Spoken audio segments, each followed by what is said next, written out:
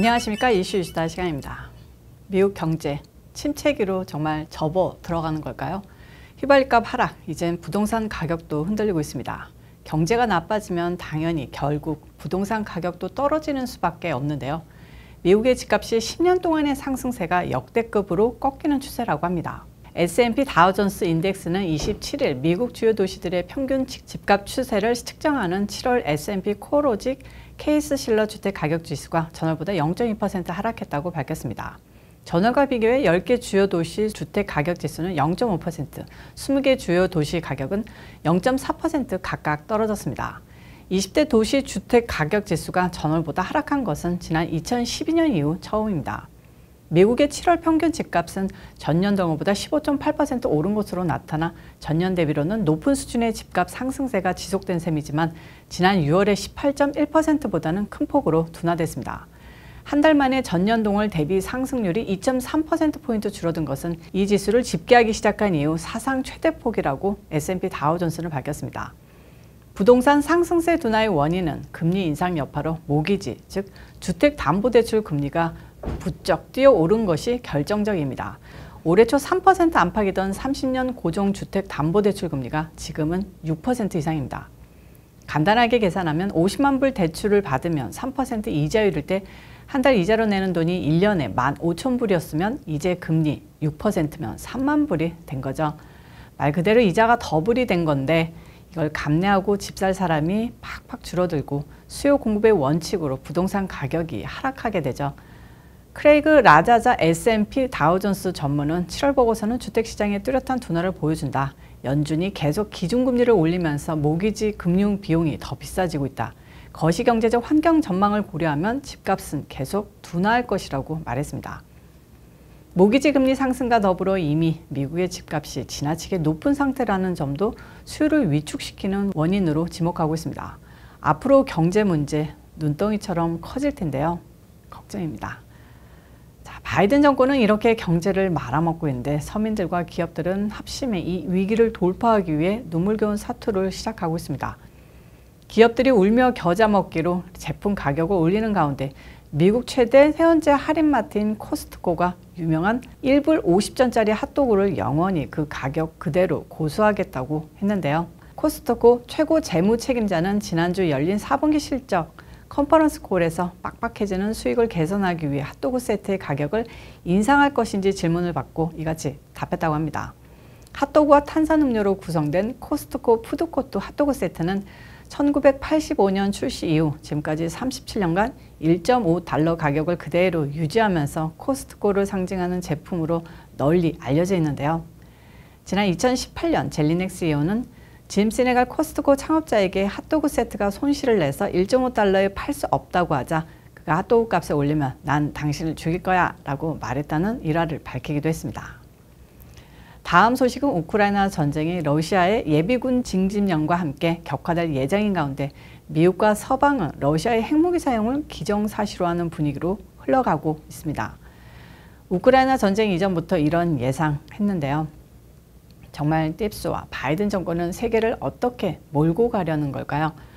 유럽 최악의 빈곤 국가 우크라이나, 전쟁만 터지지 않았다면 부패와 정치 혼란으로 무너져 내렸을 젤렌스키 정권이 세계의 민주주의 수호자처럼 이런 말도 안 되는 시츄에이션이 세계를 정말로 이끌지도 모르는 핵 전쟁의 시작이 되고 있는 겁니다. 워싱턴 포스트에 흥미로운 기고문이 실려서 소개해드리려고 합니다. 조셉 시린시오는 만보 전문가이자 저서 핵 악몽, 늦기 전에 세계 구하기의 저자로 유명한데요. 그가 우크라이나 전쟁에서 러시아의 핵 사용과 미국의 대응에 관한 시나리오를 기고한 겁니다. 시린시오는 이번 전쟁의 핵무기 사용이 반드시 이루어질 것으로 확신하고 있습니다. 다만 그 시나리오가 4가지로 이 중 2가지는 미국이 러시아의 핵 사용에 아무런 대응도 할 수 없는 처지에 놓일 것이라고 전망하고 있습니다. 시린시온의 기고를 살펴보면요. 위기의 확률이 몇 %라고 단정 짓기는 힘들다. 확률이 10%든 40%든 대응 방법은 똑같다. 핵 사용 가능성을 최소화하고 사전에 대비책을 마련하는 것이다. 허세가 아니다라고 하는 푸틴 대통령의 말을 진지하게 받아들여야 한다. 미국과 마찬가지로 러시아의 군사 독트린에 핵무기 선제 사용 관련 내용이 포함되어 있다고 했습니다.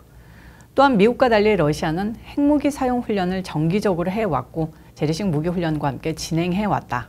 러시아 군사 전문가들은 러시아가 전쟁에서 밀리고 있는 경우 핵무기를 사용할 수 있다. 상황을 악화시켜 승리한다는 전략은 다소 모순적이지만 미국의 핵 선제 사용 전략과 크게 다르지 않다고 설명했습니다.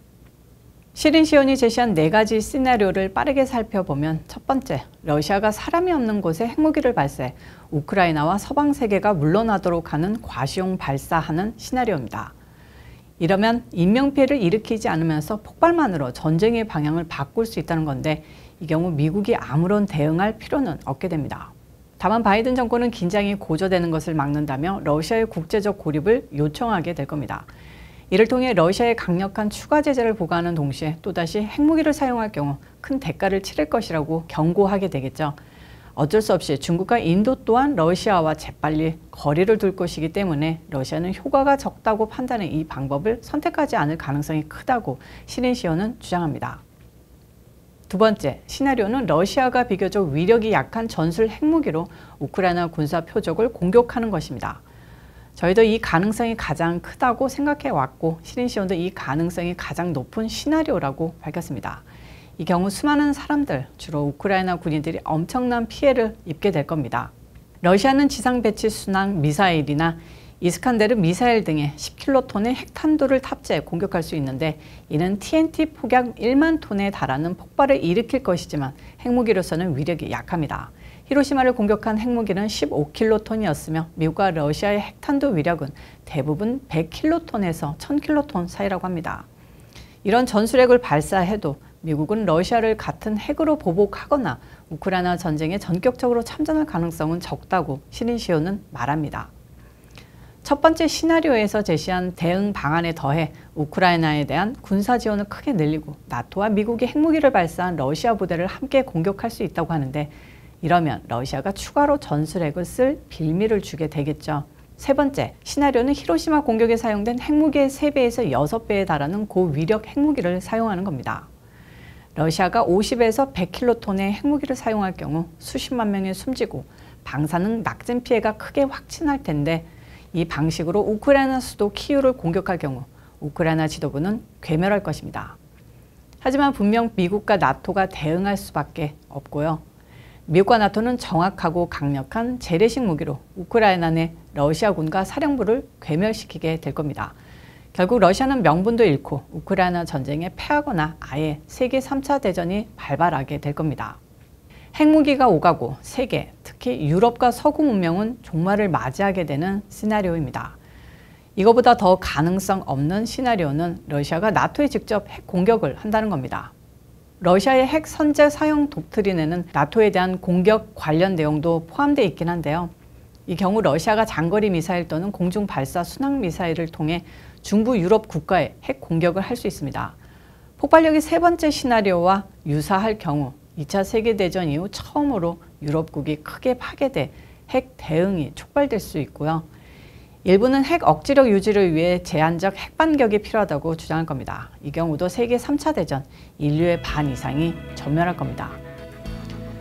최근 핵전쟁, 3차 대전 이야기가 자꾸 나오는데요. 그런 끔찍한 일이 발생하지 않길 바라면서 오늘 이슈 시사는 여기서 마치겠습니다. 시청해주셔서 감사합니다. 오늘도 변함없이 좋아요, 구독, 알림 설정까지 꾹꾹꾹 눌러주시고요. 저는 또 다음 영상에서 찾아오도록 하겠습니다. 빠이.